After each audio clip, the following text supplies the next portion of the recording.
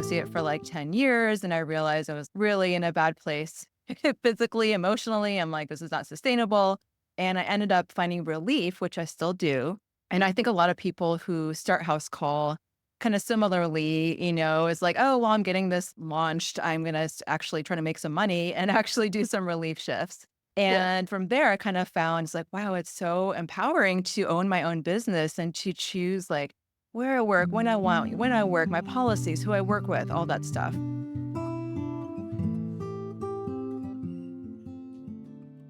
Hi, guys, and welcome to the House Call Vet Cafe podcast. I'm Dr. Eve Harrison. I'm a full-time integrative concierge house call veterinarian in Los Angeles, and I help other vets to build their unique mobile practices on their terms. This podcast is for and by house call and mobile veterinarians, so it is meant to give our community a platform to connect, to share our stories, to lift each other up, and to support each other. Most of us work solo as lone wolves, right? So for me, it's been really powerful to be able to physically hear the voices of my colleagues from all over the world and to get a chance to feel that we truly are part of a community of very real other human beings who get it. While you may be alone in that little bubble of your own vehicle when you're on the road seeing patients, I welcome you to join our community by tuning into our own podcast when you're on your way to your next house call. Whether you're a super experienced house call vet with 30 years of experience, you're a brand new prospective house call vet just looking to get started, or you're house call curious, there will be something for you in this podcast.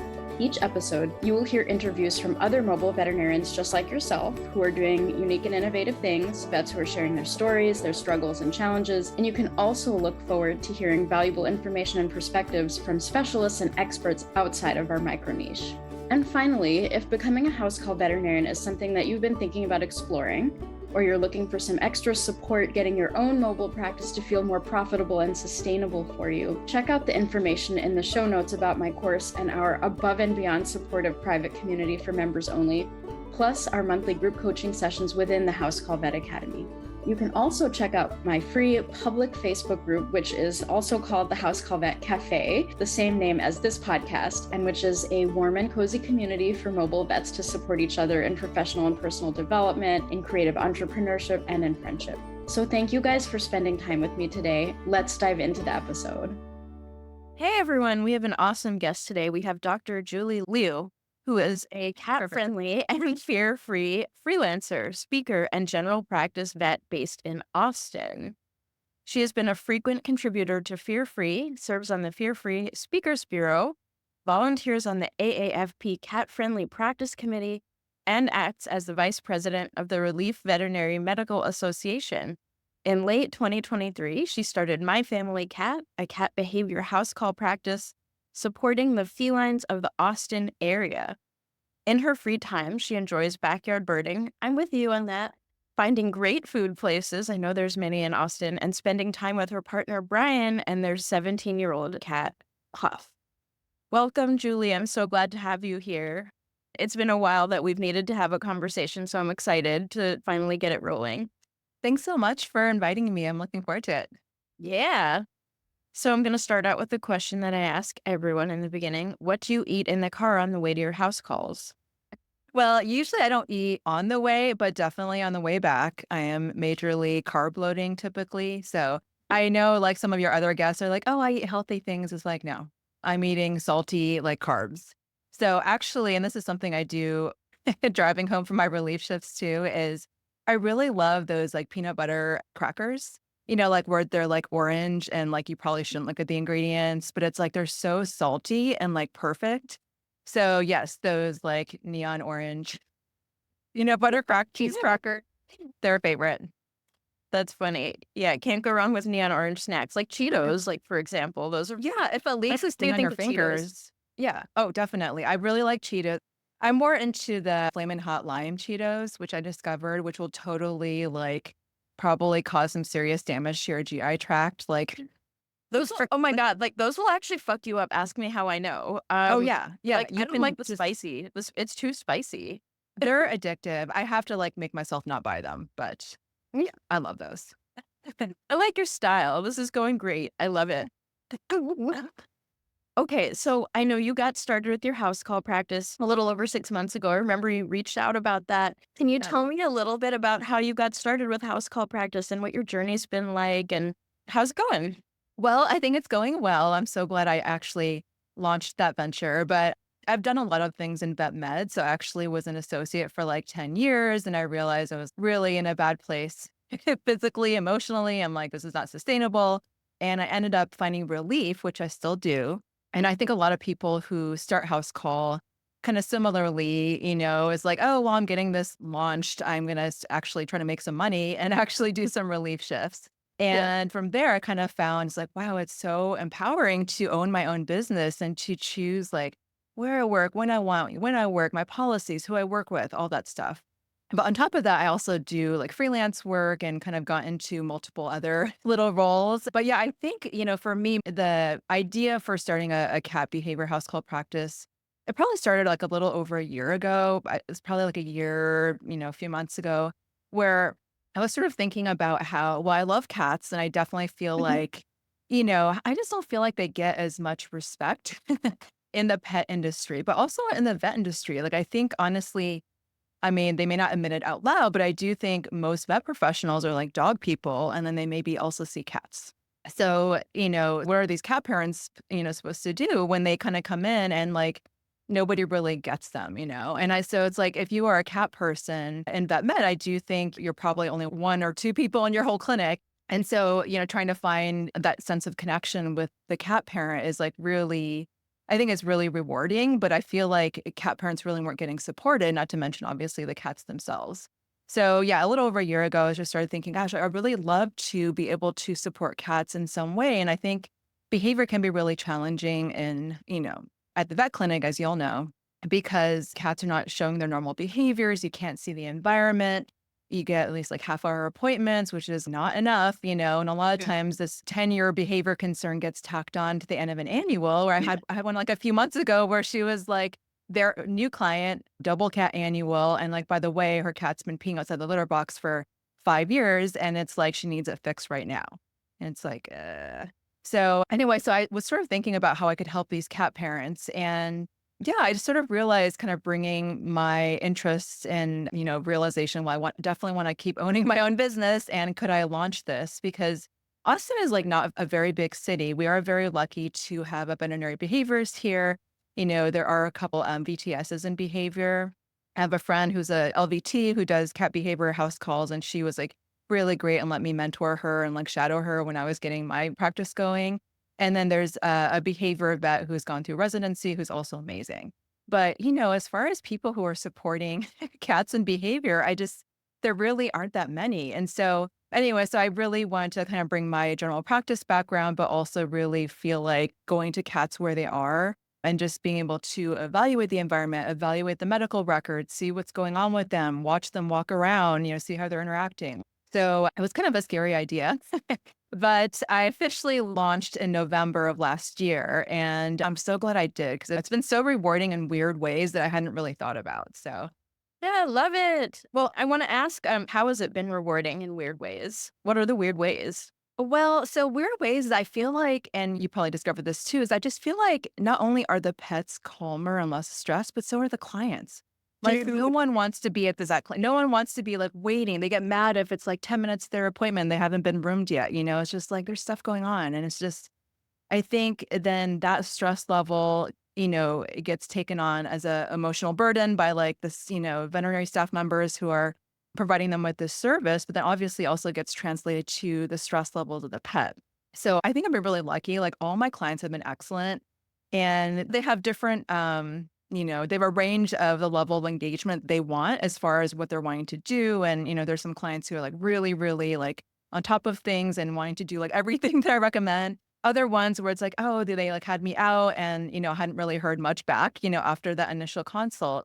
But yeah, I think just seeing like not only the cats in their natural environment, but the clients in their natural environment has really been great. I think, yeah, seeing the pets' interactions. So I had a recheck house call a couple of days ago where, some cats with inter cat conflict and it's a 4-cat home. And one of the cats was like zooming around. She was like having zoomies, and I watched her, zoomie past. I don't know if that's a verb, but I watched her like zoom past the cat that she was having conflict with, and the cat's like ears flattened briefly, but then they went back to normal. I was like, oh wow, so that could have really gone really badly. So just like little stuff like that, there's just like no way you can convey that level of detail.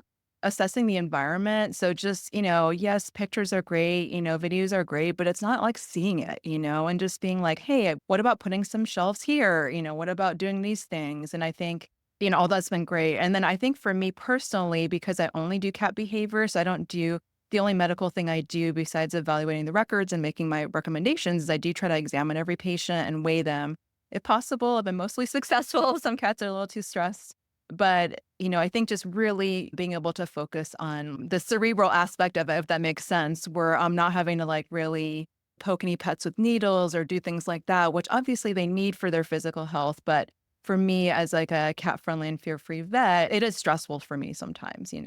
So yeah, I think there's just a lot of things I just didn't really think about until like I launched this. So That's beautiful. I love the feline only. Like, there's like a teeny tiny little niche within the house call niche, which is already teeny tiny, but it's like teeny, teeny, teeny, tiny microscopic, Mhm. like feline only and then feline only behavior niche. And I love that you guys are like taking back the Jackson Galaxy vibe. And it's like, I like a lot of He's adjuncts. some good tips. He's got some good He's got tips. some Yeah. great stuff. I learned stuff Yeah. from him, and I think it's amazing, and it makes me very happy to see veterinarians kind of, I don't know if like following that lead or stepping into that lead or just recognizing that cat behavior is like so much more than like what you said, like attack on 5 minute. There's no way. There's no way. It's all so environmentally oriented and interactive oriented, and the issue takes place in the home, so you gotta be in the home to see what's happening, including the natural habitat of the client and how the client is behaving in their own habitat in response to the animals, and more than half the time, it's the clients that need a little bit of adjustment, right? Like how they're behaving or what they themselves are setting up as the environment for the cats, so I love this new paradigm that is unfolding and being led by people like you to really handle feline behavior properly, because behavior is a very, very significant aspect of feline medicine, and it's the root of so many of their actual medical issues, all the urinary stuff and, even IBD, like the stress flaring up their gut issues. And, there's just so much that is beyond just like quote unquote behavior. The behavior under is the emotional experience that they're having, which then can and often translates into a physical experience as well. So I love that you called that out and are observing that. I think that's wonderful and well needed. And I think you're right that a lot of my clients as well, the feline ones especially, feel really uncomfortable at the clinic. They're just like, it's not enough time. My cat is stressed to the fucking moon. And like, there's just no way this is not stressful. And so, like, there's so much happier. I would say my practice is about 50-50, but like my feline clients are the hardcore, like they're some of my best clients, I would say, because they really appreciate and know how helpful it is for their cats as opposed to going to the clinic. Of course, sometimes I send them into the clinic. Like there are times that we Yeah. just don't have that option. But when we do, it's so much nicer to be at home. So thank you for highlighting that reality of the feline practitioner and the feline guardian and the cats themselves and things like that. So I wanted to go a little bit into the relief work that you mentioned. You're a big proponent for relief work, and you're on a lot of different boards of all different things. Well, a volunteer capacity, but yeah. Nice. Nice.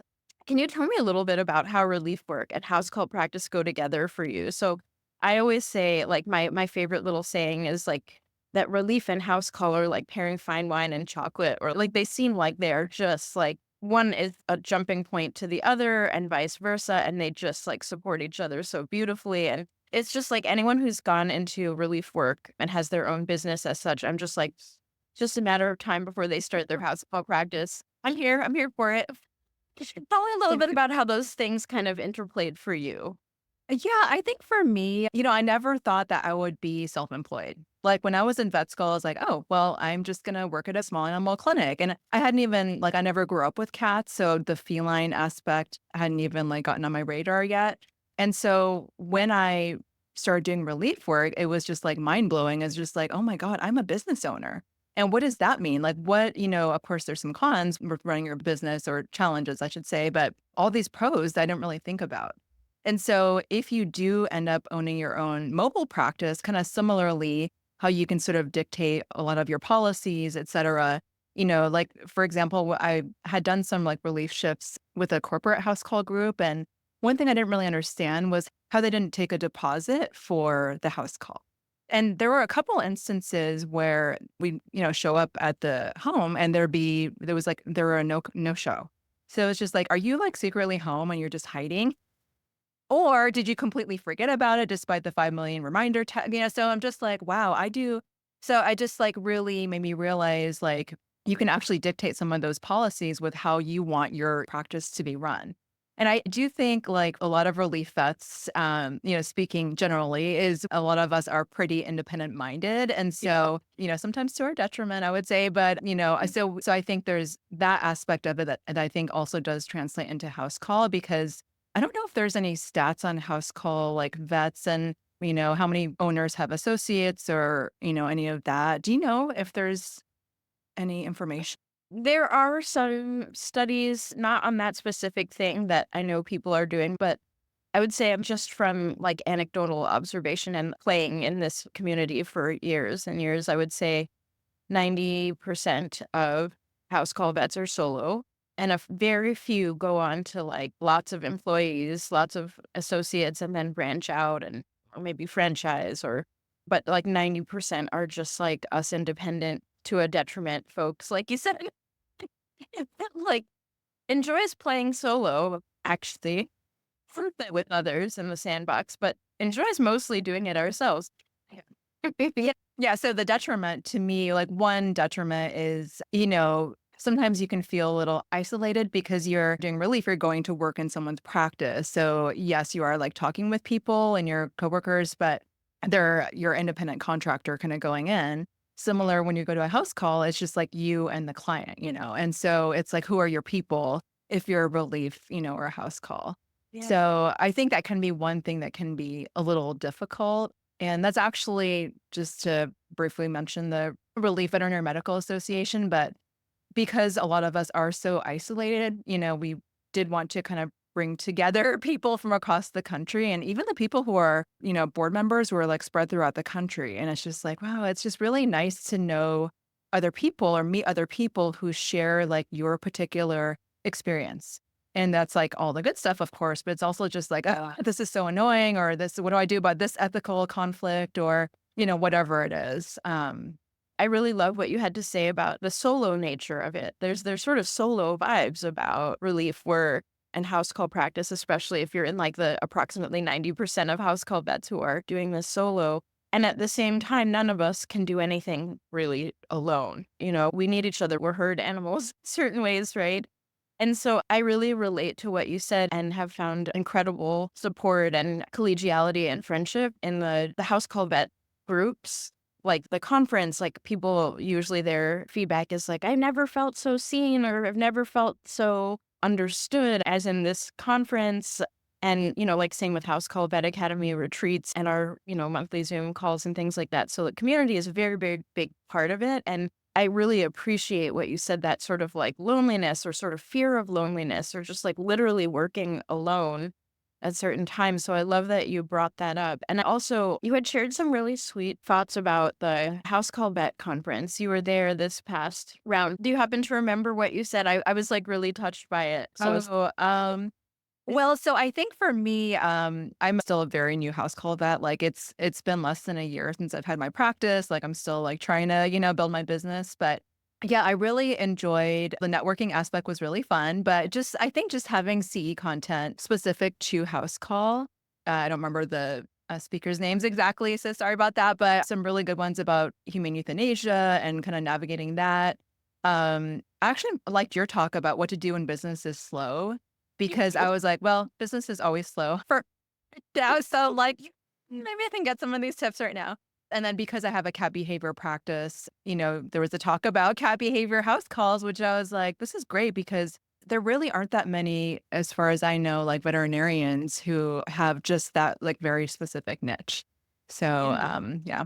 Yeah, you're right. I mean, you're a rare breed. It's true. Yeah, I think Erin Dresner gave a really awesome talk on Yes. cat Yeah. feline Yes. behavior. She's wonderful. And yeah, we'll have more of that at our next conference. And I love that you enjoyed my What to Do in Business is Slow talk because you probably remember like my Zoom like froze and I had to log on and off. And I was like, oh, almost on the verge of tears. And I was like, oh God, this is terrible. So honestly, like, I have no memory of that, so I think it just goes to show you that when there's hiccups during a speaking engagement or whatever, like, 99% of the time, it's like the anxiety is, like, all in your head because no one has any memory of these things. I remember, like, I had to kick off a virtual conference and, like, my computer froze. The speaker's notes that I was supposed to do for the intro, like, I couldn't access them, and they still put me on, and I was like so, yeah. Thank you Those for things saying happen. that. Thank you Yeah. for saying it was that kind of thing where I was like, "Oh, shit." Oh, yeah. Yeah, there's definitely "oh, shit" going on in my head, but I also, like, feel like a lot of people don't recall those things. They just remember the content, so yeah. Well, I appreciate you saying that. Hi, my name is Jonathan Lau. I'm the founder of O3 Vets. One of the challenges of being a mobile veterinarian is that you have a more limited toolbox to draw from.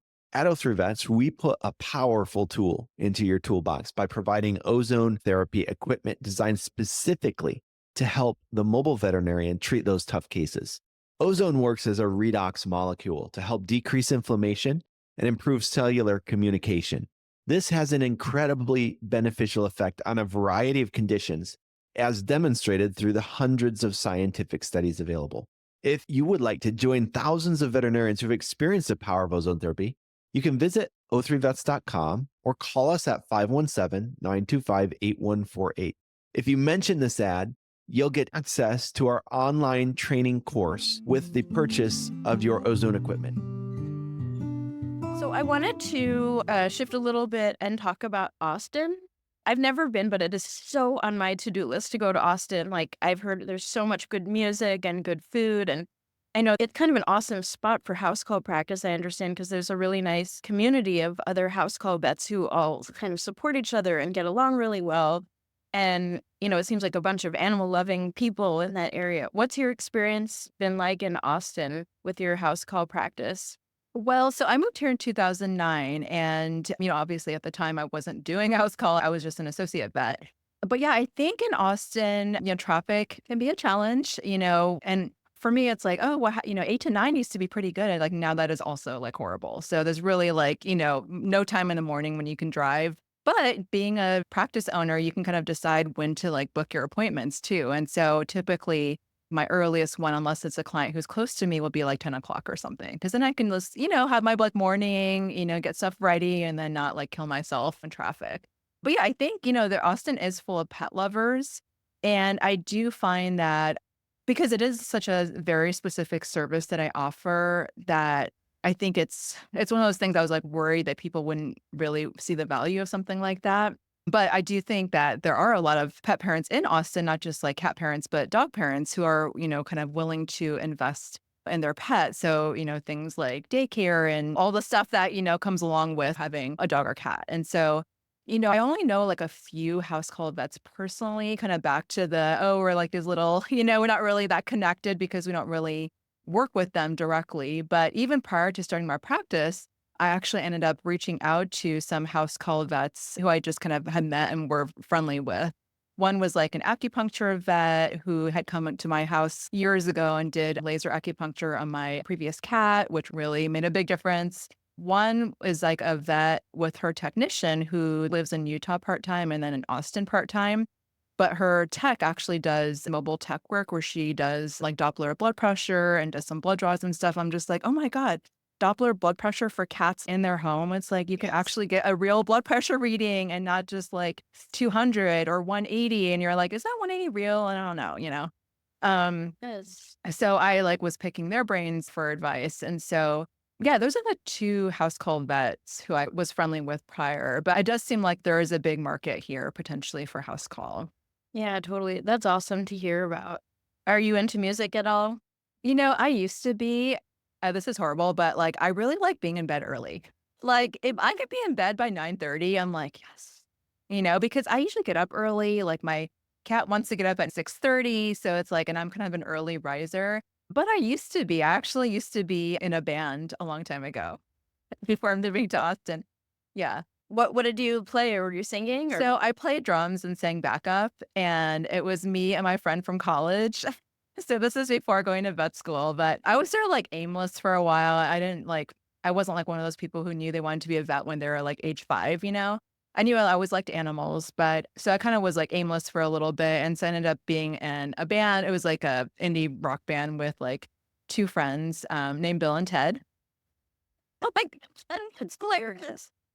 And it was like in my 20s. It was just a really, really fun period because I felt like we just was being creative and not irresponsible, but I felt like we didn't have to be quite responsible yet. So, I love that. yes. So I That's so kind of cool. stopped. I don't really go out to see music, but there is a lot of music here. So you Mhm. should come visit. I would love to. I would love to. I always laugh about this. Like, people house call community are always like, one of the common questions that people get when they ask when they start their house call practices is like regarding like what address to put publicly, because they're afraid that people will show up at their homes and their clients will be knocking at their door asking for things. And I'm like, you guys don't realize what's much more likely to happen is me showing up at your door, me being a creeper and being like, I'm here, can I stay the night? Oh, does that happen? No, but I fantasize about it a lot and being like, these people are so cool. I want to hang out with them. Like, I'm gonna Oh, show up at your place in Austin and like I'm gonna yeah, force definitely. like check out music with me, and we're gonna stay out past 9. It's gonna be great. Well, I will do 9:30. 9 to Okay. 9:30 is I'm okay with Okay. 9 to 9:30. That's fair. That's fair. But yeah, if you come, yeah, definitely let me know because there are a lot of really cool things. There's a really huge bat population under a major bridge leading into downtown. So one of my favorite things is to like stand on the bridge and then you can watch the bats fly out after sunset, which is really, really cool. Yeah. It's beautiful. Is there a rabies endemic there? Like, when I get bats, I think rabies immediately. I know whenever it happens, I'm like, oh, I wonder if I can get aerosolized rabies by standing right here. Not that I know about, although there are a lot of pets that aren't up to date on rabies. Cats, I found. Yeah, interesting. Yeah. Oh, fascinating. Can you tell me a little bit, speaking of things that fly, can you tell me a little bit about your backyard birding? Like, I love birding too. Like, tell me about. Well, yeah, actually, as you were talking, so I normally have hummingbird feeders out and I just set them out yesterday because my partner Brian, he like is really into gardening, whereas I'm, not. So I'm like, that's too much work. But so he's had some like native stuff that's been flowering. So I've been really lazy about my feeders. But I put my feeders out just yesterday. And right now, while we're talking, I can see a hummingbird feeding at the feeder. Actually, when I was in vet school, my close friend Seth, who was in my class, like we used to like cram together, before tests and all of that. But we also used to go birding together. So that was one of our favorite like stress reduction things because we both ended up we didn't go straight to vet school from college. So we had like worked and then we went back later. And so I went to school in St. Paul. And so it's really, really beautiful. Twin Cities are so beautiful. And so there's really great birding. And so we would go and I'm like not that good at birding. Like I'm not like, oh, that's a whatever. I do know some birds, but I think like the backyard birding aspect is really nice because it helps if I'm like procrastinating at home, which, happens not infrequently. I'll like walk over and be like, oh, I wonder what's happening in the backyard, And so, have like bird baths up and Brian got me this bird buddy, which have you heard of those before? No, it's a bird buddy. So a bird buddy is it's like a motion activated camera that will take pictures and record video and it's combined with a feeder. So you basically have a feeder set up and these different birds can kind of come and then it captures them. And it's very entertaining. Yeah. That's so cool. I want one of those. That's so cute. Yeah, I think it is a price investment, but Yeah. seeing those birds up close and I also record sound too. So you can hear these like very quiet little bird sounds that you wouldn't necessarily hear unless you were like right there. Yeah, it's really cute. That's adorable. Do you have a favorite bird? So this might seem weird, but I really like vultures. Okay. So yeah, I remember I grew up in the Midwest, and so there were always like turkey vultures that you would just see like flying, and they just looked really relaxed. And here, there's a lot of like black vultures, and so I really like watching them. And then I really love wrens. So we have a wren house in the front yard and the backyard, and we've had multiple wrens come and like nest, and it's like really cute to watch them, coming and like fledge when they actually fledge. It's really cute. That's amazing. Speaking of turkey vultures, Jason, my husband and I, we drove up the coast and spent a little bit of time at the ocean, and we saw this crazy thing. We saw like a washed up seal that, like, just like the carcass, basically just like ribs and things like that, and all of these turkey vultures all around Oh it. my It was like, God. I got video footage. I was like, this is like National Geographic. It's also like kind of gross and sad, but also really like, oh my God, this is nature Yeah. right here, right here. So I mean, they're fascinating birds. They're really fascinating, those turkey vultures. I think they're really cute too. Cute, yeah, it's that far, but I respect that. Yeah. I'm kind of more like an on the owl side of things. Like I Oh, I like and owls. owls and like, Yes. yeah, Yeah. love it. Thanks for hearing me on the bird parrot side of things. I love it. So before we wrap up, I wanted to see is there any advice, any words of wisdom that you might have for someone who's either getting started with the house call practice or who might like to do feline only or feline behavior, anything like that, or like maybe even interested in just getting started with relief work?